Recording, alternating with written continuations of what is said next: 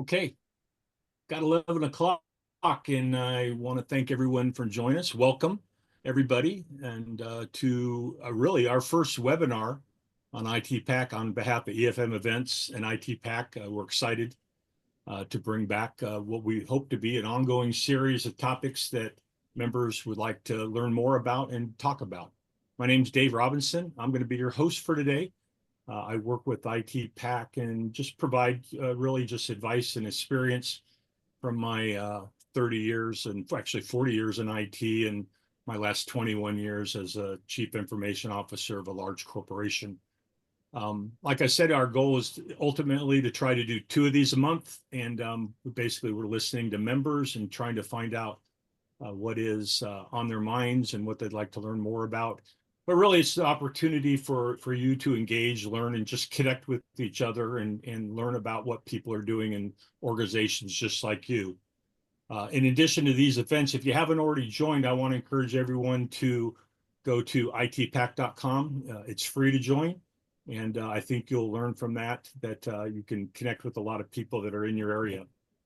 For those unfamiliar with EFM events, they host really industry-leading gatherings in over 20 different markets around the U.S., bringing together, over 7,000 IT professionals each and every year. In fact, we just had the IT symposium here in Kansas City, and it was extremely well attended with really great topics, speakers, and the like.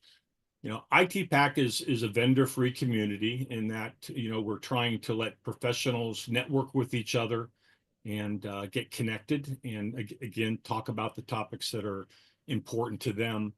And really to people from the C-suite, down to folks just working on the individual teams. But we're also looking at trying to develop that next generation of leadership. So a lot of this is about people that are up and comers and actually being able to talk to and work with senior executives and learn their secrets or maybe little tricks that they have that help them throughout their career. So, but it's a space really where you can collaborate with people in your same industries, your locations, company size and all, really without getting sales pitch over and over. The webinar is a little bit different in that we're taking these topics and we're seeking out experts and we're trying to bring them and present them to you so you can learn a little bit more in deep. And that's the makeup of this. So we're really excited to break into this first session with the topic, the AI, which I know everybody's talking about. If the last symposium I attended is anything, we're going to shoot for 30 minutes. You can go ahead and put your questions on the chat line, and I have someone from EFM that's kind of watching that and is going to help feed those to us later on towards the end. So we're going to try to get to those questions. If we don't, we will follow up with you after the session and review. And also, if you like what you hear from our guest, we'll provide you contact information. You can follow up with them. So with that, let's go ahead and kick off our first webinar of the season, really breaking down AI, a practical guide for business leaders. And I'm very pleased to introduce Tapan Bhatt. Tapan is the Chief Chief Executive Officer and founder of TerraCrunch, which actually headquartered right here in Kansas City. And what's really exciting for me is I actually know Tapan. We've met, way back when I was still working, and he was doing AI before I think AI was really on people's minds. And he's been extremely successful navigating his company through the COVID and really bringing solutions to organizations really here in the Midwest that are really quick and very cost effective for them. So actually, Tapan's been noted as the McKinsey of AI, but without the cost. So we're going to learn all about that more. And so please, Tapan, thank you for joining us today. And please go ahead and introduce yourself. And if you would, just give us a little bit of what is TerraCrunch and what do you do? Thank you. And thank you for having me here. I'm really excited to be in the part of this first session. Well, I'll probably, whatever I share today, I'm going to share based on very practical experience. And everything that I'm going to say is based on things that we've actually done. And I say that because all businesses today face a pivotal decision. You have to embrace AI or risk being behind. And AI has evolved from being a luxury to a necessity for maintaining competitiveness and fostering growth. However, with plethora of firms claiming to be AI experts, it's been tough for um, organizations to truly identify who's going to deliver versus not deliver. Many of the AI companies out there, they are IT companies really touting to be AI gurus, system integrators touting to be AI gurus, new startups, without genuine knowledge and experience touting to be in AI space. So choosing the right AI partner today is really essential to avoid costly missteps and achieve meaningful results. So that's where TerraCrunch comes in. So introducing TerraCrunch a little bit, we are a trusted leader in AI with over 11 years of experience and a proven track record of delivering 150 plus custom AI solutions that have delivered an impressive 5 to 40x ROI across hundreds of customers. So what we really do Yeah. at the end of the day is we specialize in transforming AI's potential into performance. And we do that by enabling productivity, automation, and intelligence through AI-driven custom tools that we build from end to end. So one of the things we deliver is we deliver free consulting. So you can get started with, identifying high value use case. We do a free viability assessment to make sure you've got all the data. And then we provide a proposal that kickstarts your journey. And then from that point onwards, we design, maintain, manage the full solution. And then once it's in production, we host and also fine tune the solution so you see ongoing ROI. And one of the key reasons behind our success is not just the people, but the processes and the technology. We've actually developed a very powerful but very practical methodology that we use right from design to deployment and ongoing hosting and optimization, as well as a suite of AI accelerators that our company has built that helps us build custom solutions in just 6 weeks to 12 weeks. So within 6 weeks, we can build MVP, and within 12 weeks, we can build full solutions. So that's extremely fast. And the value that this provides to you is it just provides you with a low entry point to get started with AI without having to spend hundreds and hundreds of thousands of dollars in 6 months before you even know if this is going to prove value. So that's where, Yeah, and that's the unique value that we are bringing here. So go ahead, Dave, you're saying something. No, I was going to say you mentioned that, and apologies if I get excited about some of the things that you mentioned and talk about. The thing that I was always impressed with was how quick you can identify something and make it a real application. And whether you're just kind of helping a company kickstart the project, or if you're coming in to actually truly provide additional resources, you kind of decide what a company's looking for, and then you can kind of help fit in. And sometimes it's augmentation to the technical skills that are needed to do this right. Other times it's just doing it for folks or just advising. So it's great. But I want to start with one question, because I know a lot of people, when I talk to them, I ask them, hey, are you doing AI? And they tell me what they're doing, and I'm like, well, it really sounds like just enhanced reporting or enhanced BI, business intelligence. What does artificial intelligence mean to you? Yeah, and that's a very valid question, just because AI means so much to so many different people, and everybody has a different definition. To me, AI is the ultimate strategy enabler for business transformation. It's not just a tool, but it's a force multiplier that reshapes how businesses operate, compete, and grow today. So three fundamental things that AI is doing today is, number one, it's augmenting human potential. So think of it as, turning teams into super performers by automating repetitive tasks and amplifying creativity. So that's one. Number two, I would say it's unlocking data intelligence. So it can process vast amount of data, complex data in real time to fuel faster or smarter decisions.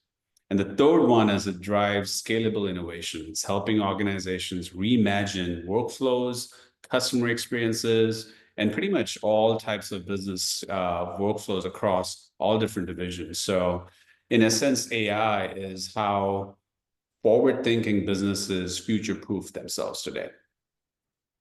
I can only imagine for a lot of people that coming down from the C-suite is a demand for artificial intelligence solutions in the organization, and having run IT for years and years, it's not just something you can drop into an organization, uh, any organization, because it just, you don't have the talent, you don't have the time or the priority or the money and all that. Sure.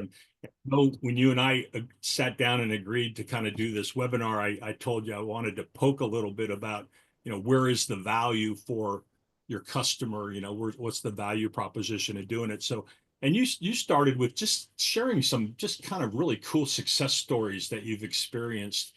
Can you just share a couple of those with us? Yeah, yeah, and I'll piggyback on those three things that I mentioned about what AI actually is doing today. So the first one I mentioned was augmenting human potential. So turning teams into super performers, right? So one of the things that we've built, it's really, really exciting, really interesting. It's an AI assistant, like a chat bot, like a chat GPT, that was trained on a bunch of this is for a legal firm, by the way. That is trained on a bunch of contractual documents that they call them client agreements. And so what it does is it basically reduces people's time to review client agreements to figure out, okay, if I have a cybersecurity attack, if one of my clients has a cybersecurity attack, when do I need to get back to them? So to do that across 200, 300, 400 clients and go through hundreds of pages, it takes a team in a month, maybe a few months, to go through the whole thing. Instead, this assistant allows them to just search and ask questions in natural language, just like ChatGPT, and provide answers back within seconds. So it saves people significant amount of time. And basically, this team is now they are at 50% reduced effort to find information in this client agreement documentation. And now they're expanding this to HR, they're expanding this to IT help desk. I mean, think of all the knowledge bases, all the companies have. Imagine not having dashboards and typical Excel reports, but having like a chat GPT bots trained privately and securely on top of that database. Imagine having to converse with that in natural language. It provides all the intelligence and everything that you need. And the amount of human potential it increases is just mind-boggling. So that's probably one use case. And I got more questions around that a little bit later, but that just kind of hearing kind of some of those success stories. But one of the things you told me is when is you can also help organizations kind of target where, kind of those high value AI use cases. A company might say, wouldn't it be great if we could do X, Y, or Z? And you really got to think that through. So what do you do to kind of identify, something, especially that first project out of the box? Because if it's done right, it creates excitement, it creates opportunity to do more. If you do it wrong, it kind of just doesn't play well with a lot of the people. So how do you figure out where the high value is for AI?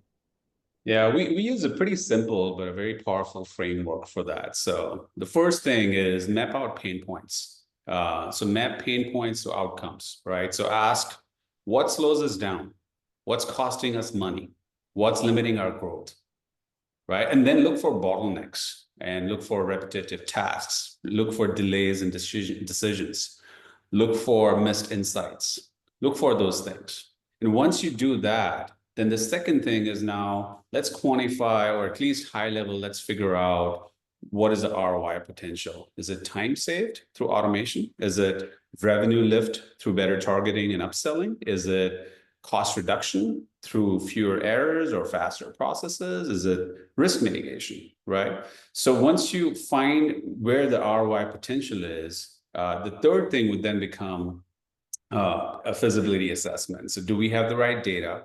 That's an important thing. Without data, you won't be able to train AI. Can we integrate into existing systems? And is the problem well-defined and solvable with AI? Right. And the last thing is, prioritize impact versus the effort. So, so basically you have to say, okay, high impact and low effort is your sweet spot. because there will be certain points where the impact is high, but the effort is high as well. Well, that's great, but then high impact and lower effort is the one that's going to win, and that's the sweet spot. So that's where we usually help companies start. That's where we help them figure out a high value use case, do a viability assessment, make sure they've got the data, etc. And then we probably start with 1 or 2 pilots. Yeah, you earlier in our relationship, you gave me access to kind of your portfolio of stories, and I walked through there trying to find, where things maybe didn't go as well as planned, and it's hard. All your projects seem to have found the sweet spot, as you said, for the organization that you're working with, and has returned those ROI numbers that you have projected and then some. I mean, I think you had one that I want to say it was like a 40x return, something crazy like that, and just very, very impressive. Um, One of the things that I hear is people worry about, you know, AI gone wild, right? The risks that, basically are associated with that. So when you're talking with business leaders, and the corporate executives, what are the things they should really consider from a risk standpoint as they kind of start this journey? I think there are a few risks to be considered specifically to be able to make sure the AI project is successful, right? There are other risks that potentially we can talk about around how do you train the AI in the right way so it's not hallucinating and so forth. But that's all about finding the right expertise and the right vendor to help you, because that's what they do. But the few challenges that I would bring up is, one, quality of data. That's an important thing. Oftentimes, if the quality is not good, the AI can only be that much good. So the data quality is important. I've also seen companies feeling that their quality is not good, but then once we come in and we see the data, we oftentimes tell them, you've got the right variables, you've got the right veracity in the data, and the volume of the data. So statistically, it's significant enough for us to do something with AI, whatever it is that we're trying to do. So, again, it's something that experts can tell you if it's good or bad. The second thing is buy-in from end business users. So oftentimes, the CIO group is the one that's actually developing AI use case. They're deploying it, but then the end users are going to be from marketing team or operations team or some other product team, right? So it's important to make sure that the end users are involved, at least in the initial buy-in. And then as the project progresses, you're basically including those end users to provide feedback on a regular basis, because they will be the one using this. And the third one is, how do you integrate with existing systems? Integration is the key. It could be with your CRM, your ERP, or but whatever database systems you're using today. I think that integration is a critical piece as well. But these are all manageable by starting with small proof of concept. These are all simple things that you can review and make sure everything is fine. But I feel like the biggest challenge that people in the AI journey are facing today is analysis paralysis. You've got so many use cases and you're not sure which one to start with, and if you're not sure how to prioritize that. And I've seen leaders like dragging their feet for 6 months to 9 months before figuring out which one to start with. So I feel like the bigger challenge today is that analysis paralysis that people get into. It's always good to start with something, fail quickly, learn quickly, and get better than getting, everything correct. Yeah, which really goes back to my earlier point, where if you can just get something out in front of the decision makers that excites them, it will drive more support, funding, solutions, for the project. And the exciting part is, as much as all the, the market talk about AI and everything, I mean, there these real solutions are, hey, it's exciting to deliver something that people really see as, wow, this makes a huge difference for our organization, and that's super cool. I would think that, for larger organizations, they just march to their own drum. Mid-sized organizations are, trying to balance and find it. But how about small organizations? What advice can you give to a smaller group, where you've got a dozen people in IT and no real specific expertise? But how do you get a small organization to get started? I think for small organizations, it's even more important to partner with the right vendor because they've got limited resources to do this in-house. They've got the limited expertise to draw from in-house. So I think partnering with the right vendor is definitely the key. But the equally more important point is to start something that proves value. That way you can go to your leadership and get more funding. So start with a proof of value. I hate to call AI proof of concept because AI is way past that stage. The concept stage is already proven. It's more about what value AI can bring for your organization. So I call it proof of value. So if you can start with proof of value, find a couple of use cases, start with one, prove the value, go to your leadership, show the value, and then expand from there. I think that's the best way for you to tackle, AI as a small organization. And just to give you perspective, for example, we have, what a company like TerraCrunch has done is we've got pricing tiers that are completely separate for small businesses versus enterprise businesses, right? And the pricing tiers are different. It's primarily because the volume of data is lesser in smaller businesses. The veracity of data oftentimes could be lesser as well. And obviously, small businesses have minimal budgets too. So I think those are the two key points. Tappan, I mentioned earlier, kind of going through your use cases. Are available? Some of those use cases are available on your website, are they not? Yeah, we've got dozens of use cases available on the website, and they're divided by automation versus productivity increase versus intelligence. So that way, whatever interest you guys have, you can pick one of those two, one of those three, and review the use cases or case studies. Um, I would also encourage you guys, if you have further interest in exploring different types of use cases across different verticals, feel free to reach out to us, and I'll be more than happy to provide you with additional case studies there. Yeah, just my comment really was based on my question on folks that are trying to get started, maybe are in that analysis paralysis phase as well, wherever they're at on the journey. But as a ex CIO, it's okay if you can't show something you've done to your team, your senior team. It's show something what a partner has done or what another local company has done. Share their success story and say, can you imagine if we did this as well? If we could organize this and get this available to our company, the difference that it would make. So I would encourage people to go out to your website, which I believe is terracrunch.com, and look at those use cases if you're just looking for ideas, or if you just want to show potential to your senior team that's doing that. You mentioned data earlier, and for me, uh, that has always been kind of the roadblock to great applications. You need good data, correct data, timely data, and no matter what systems pulling, I I get value when I tell little stories. So I'm going to tell one quick little story where we built a BI tool, and as mentioned earlier, and guy comes down and he has two pieces of paper, said the system's not working. And I'm like, what are you talking about? He goes, look at these. I have this two reports that say two different things, but they're the same report. And he hands me the paper, and I'm looking at them, and I can see one's from today and one's from last week. I go, yeah, they're the same report, but this one is a week older and this one is today. The data's changed. I'll go back and I'll validate for you that this report is accurate, but the same report is going to change each and every time you run it if you have a dynamic data set that it's running against.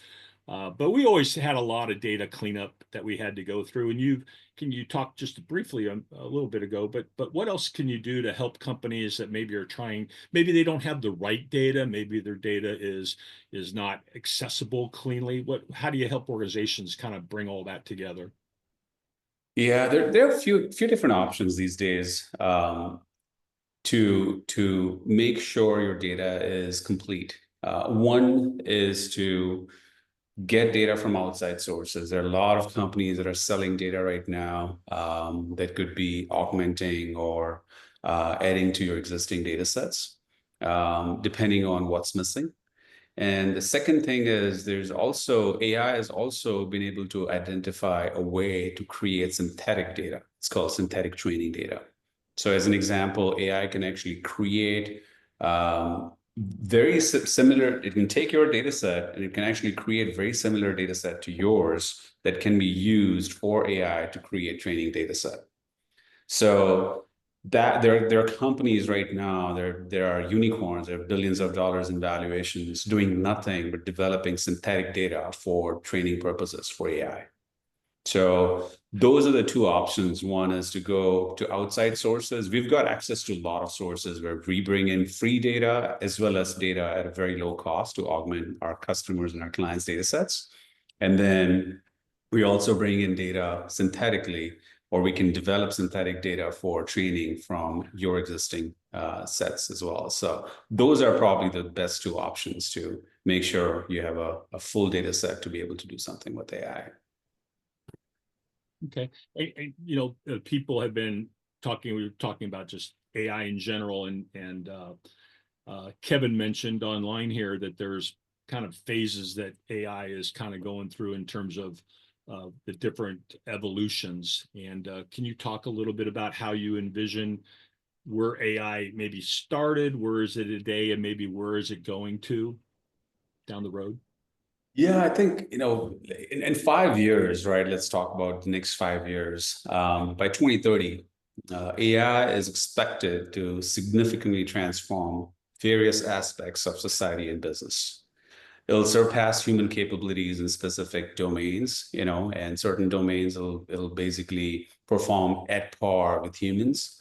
But the key areas where AI is advancements are envisioned is automation and workflow transformation. So think of routine, repetitive tasks across industries. And those tasks will be automated, leading to significant productivity gains, but also raising concerns about job displacement, because I know that's a topic that people talk about. But we're going to be living in this new man-machine ecosystem where we will now learn to do our jobs with AI in the loop. So anyways, creative and knowledge-based roles are expected to grow as AI takes over the grunt work, allowing professionals to focus on strategic human-centric tasks. The second thing is going to be advanced robotics and autonomy. Robots will achieve greater autonomy, performing complex tasks across manufacturing, logistics, and even healthcare in certain scenarios. So this is going to reduce further operational cost. And then human AI collaboration, that's an important one as well. It's like instead of replacing humans, like I said, AI will increasingly work alongside us, enhancing our decision-making, automating routine tasks, optimizing workflows, and so forth. And then, there's going to be obviously as a result of these changes and this evolvement of, AI and human man-machine ecosystem, there'll be societal shifts and ethical challenges. So AI's growing influence will reshape politics, economies, social landscapes, and ethical considerations, surrounding biases, privacies, accountability will kind of become central issues as AI systems integrate deeper into daily life. And one last thing I would mention, one key thing we do as a company as well, that's been our ethos from ever since I started this company 11 years ago, was being very transparent and very ethical around how we're actually leveraging AI and algorithms. So we're very transparent. In fact, we call ourselves the white box instead of the black box. We show customers what's happening behind the scenes so they're fully transparent and they understand what's going on with their data. Yeah, you mentioned earlier where a lot of people were, they bring out kind of all the worst case scenarios if you bring artificial intelligence in, and I think the great thing about being older, if there are great things about being older, is you got a lot of experience. Because I remember when the PC came out and the doomsdayer were mentioning, well, first, no one thought we needed one, and no one needs a computer, and but then it was the internet and how it was going to eliminate jobs and take away people's work, and then the phone and the iPhone and all these things, and it's just shift, right? It's just constantly shift. And if you're in technology, it's constantly changing. And this one's no different. This one is a little different for me as an old retired guy, but it just seems like the risks are ever so heightened because it's getting harder to see and understand what's real, what is a real human thought, and what's just a AI generated response that connected all these thoughts that it collected out in the ether.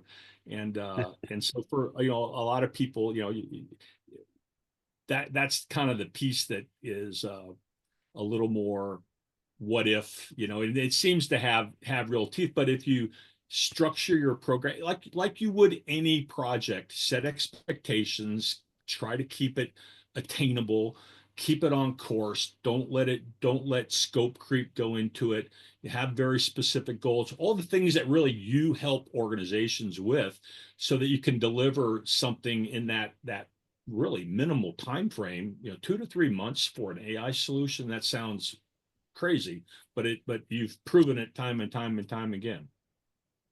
So Yeah, I think a lot of organizations are surprised when we say that, and we're like, yeah, we're an innovation company. We're constantly trying to figure out what can we do to make our clients' lives better. What can we do to increase their return on AI investment? What can we do to reduce time to market for those guys? Because now we live in more than any other technological advancements that we've had in the history of mankind, AI has proven to be more explosive in terms of growth than anything else. And therefore, it is upon every company, whether it's small or medium or large, and every individual in the company, whether you're the CIO or whether you're the chief janitor, your job is to figure out how can you do better with this transformational technology called AI. And I think that's where most companies are doing well, are doing better, because they're right from top to down, everybody's trying to figure out how they can leverage and improve their daily jobs by taking in AI into their workflows.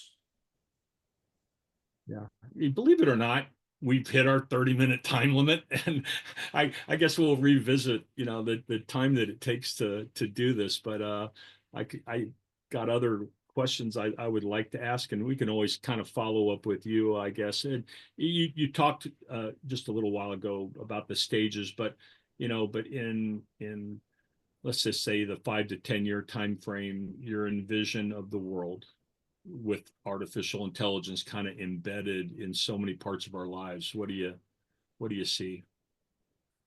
Yeah, I think we as humans are going to produce a lot more than we produced in the last, what we produced in the last 50 years, we'll be able to produce in the next 5 years because of AI, whether it's healthcare, whether it's manufacturing, whether it's logistics, supply chain, across the board, banking, all industries are going to they'll be producing so much more because AI is now, we've figured out a way for AI to amplify everything that we're doing, decision support to optimization of workflows, to you name it. Me as a human, I can do a lot more today with AI than I could do without AI. And therefore, I think everything is going to transform in the next 5 years to the point where I don't think so our kids will probably study the way they have been studying all this time. They probably won't drive a car again because the cars will be autonomous and they'll be driving kids around and us as well. So I think everything right from morning to the time we go to bed is going to change, and it's going to be for our own good. I think it's going to be a new Did we frontier hang for up? all.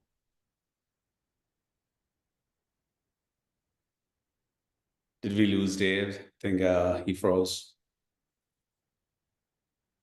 Oh, he might have. Thanks for that, Tappan. Anybody have any questions? I know I've been putting it in the chat, but certainly we can be here for a while yet. So we would love to entertain any questions while we have Tappan on here. I'd also like to say we'll have I'll send out Tappan's.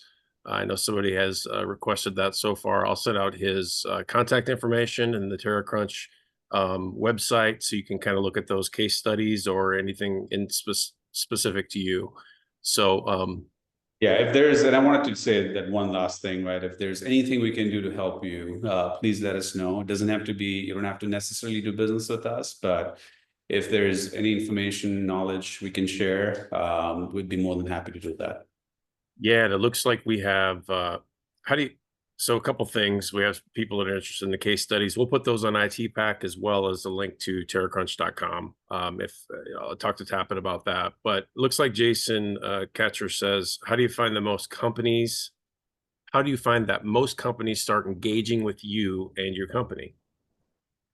I'm assuming what that question means is how do companies start engagement with us? Yeah, what's the first kind of step that they take to engage?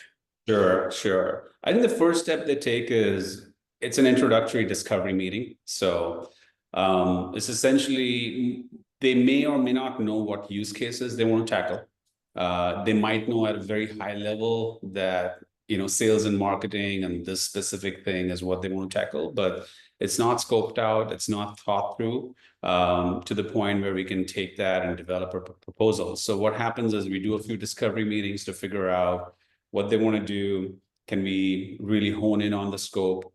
And we kind of help you scope that out. We take a look at your sample data set, make sure you've got the right data to be able to solve that specific use case. And then once we are done with those two things, we can develop a solutions proposal that says, here's what we'll do, how we'll do. And then everything we do is fixed price. So we can start with one-time effort, fixed price only. And as the project is completed, you see the value, we can then move into production and then agree on terms and conditions from that point onwards. We can maintain, manage, and fine tune that. But it's, we can go through those crawl, walk, run approach, if you will. Thank you for that. Great answer. Very low. It doesn't take much to get started, right? You just have lots of questions to ask to make sure everybody's on the same page. Yeah, I see that question now. It's how concerned should we be with our team members leveraging AI Well, that's the second one. Yep. that is now becoming embedded in the tools we use today? Um, I won't be much. I won't be concerned with that. But there are other things, another perspective that I want to bring to that. If your team is using ChatGPT and they are probably uploading your documents and data, obviously there are some security and privacy concerns with that. You might want to be careful about that.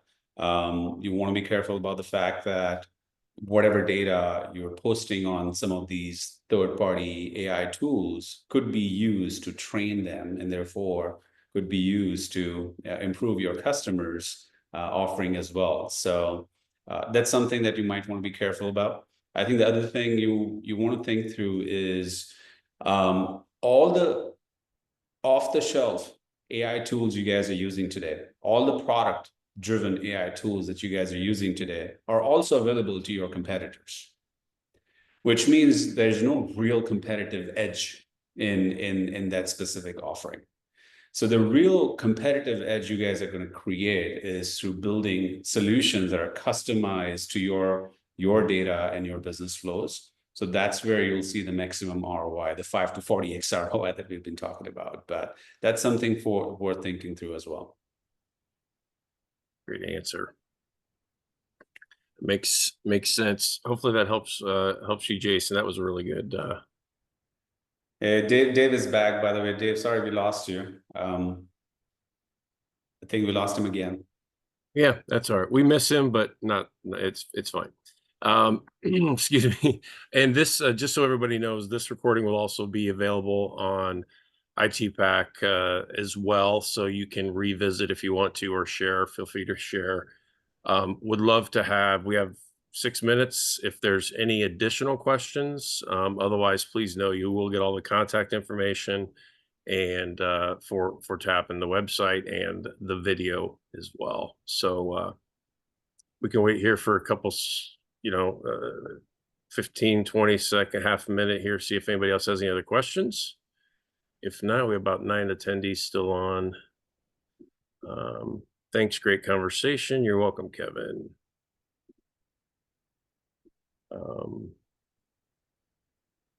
Okay.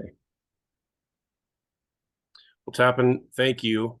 Thank you for coming on today. Thanks for sharing your expertise. You know, the whole point of this is to just help bring value to our members, and I believe this absolutely was no question. It was a valuable session, way better than one with no video, uh, right? Like last time. So, We definitely appreciate the video this time, and I do want to before we end up here, I do want to say that we're committed to helping 25 new Kansas City companies this year increase their productivity and bring in automation and create intelligence through AI. So very happy to help whoever is interested, and I look forward to connecting with you. I have one more question. We have 5 minutes left. Okay. Please share with 4 minutes to go the most exciting use case you've done.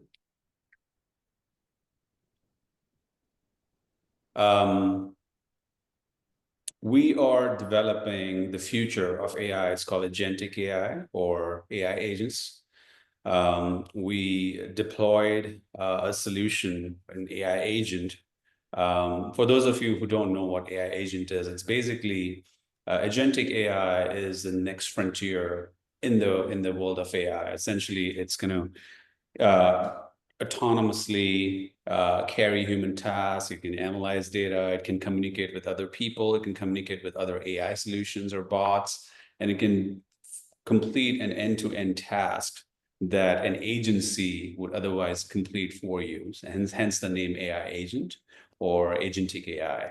And so we are actually taking what a marketing firm is doing, right from identifying creatives to developing the campaign narrative to finding all the targets, loading them up, launching the campaign, and after the launch, learning from the results, fine-tuning the campaign, and then launching a new campaign. This is a work of a team of people with different expertise, and our agent is actually doing the whole thing, soup to nuts. So I'm really excited about AI agents and agentic AI. I think that's going to fundamentally change how organizations are going to run their operations and run pretty much everything across the board. That's the most exciting for me. That's exciting. It's exciting and scary, right?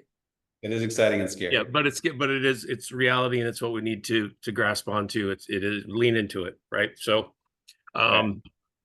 great answer. Have just a couple minutes left, but we have 5 folks on, so I'll give. I think we're probably to that point where just thank you for your information, for coming on and sharing with the platform, and thank you everybody for coming on here. Those 5 that are still attending, we really do appreciate it.